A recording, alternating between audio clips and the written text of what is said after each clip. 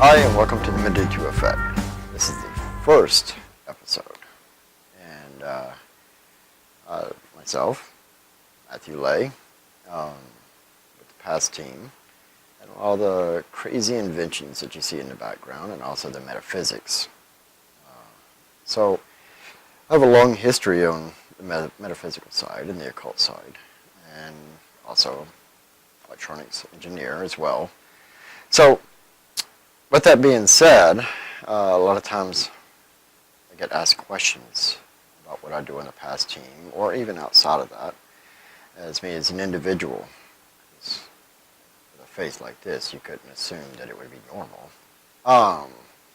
So what we're going to do is we're going to have a series to review certain topics. And today's topic is perceptions. So let's start. In the world of perceptions, looking at me, would you expect me to be the stage performer Cyvamp, seen here? No, not quite. Also, let's look at it from a point of view of most grimoires of old, because let's start with a simple phrase of, when calling upon him, he may come to you in the form right crowned on his head, riding upon a fierce lion, shaking his head and with a rod in his hand. And okay, let's stop. If you come to my house unannounced, I guarantee I'm going to run down the hallway and try to make my hair, put something decent on, or shower.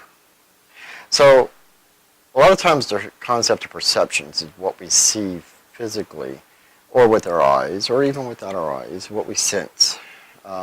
Is it built on fear? Is it a perception of what we want to see on this plane? So, with that in mind, I want to do a simple test. Okay, let's start with something simple. So, let's draw a moon.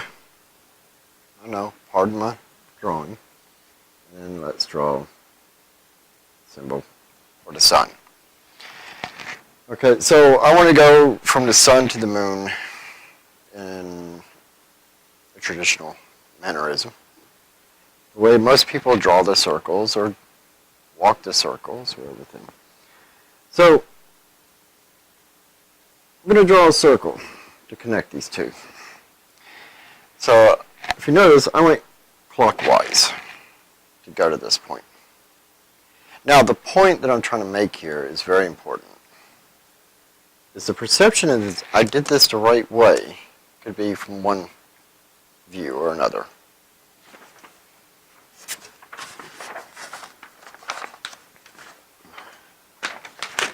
But from across the veil and looking in, was it the right way? And the reason I'm trying to say this is if I wanted to go clockwise, I went from the moon to the sun. So looking from outside in, or inside out perspective, the definition of going clockwise becomes skewed looking from each side of the veil. So keep in mind that if someone's telling you that's not the right way to do it, well, you got to understand, you got to go with what's right with you.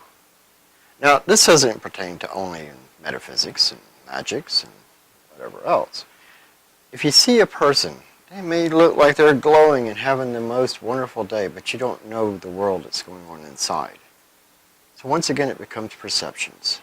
So treat everybody with respect, whether from this plane or another. The concept here is, we go back to books. Just take an understanding. If you see something scary, it's your fear that's driving that, not it. A lot of times we hear voices, EVPs, when we're doing investigations. You know how many times we slow them down, we listen very carefully, because if you hear a grumble or a growl, it could be very well a simple hello, but because it was on the other side of the veil, it may have gotten skewed from our perspective. Just keep in mind, perspectives can change your entire reality. Fear can completely distort it. I want to give a shout out to Occulticon. I'll be speaking at Occulticon in July. Check them out. Also, we have Practical Magic and Curio Shop, Saskatoon, and the Broom Closet, which you'll often find me hanging out there. Thank you. Talk to you soon.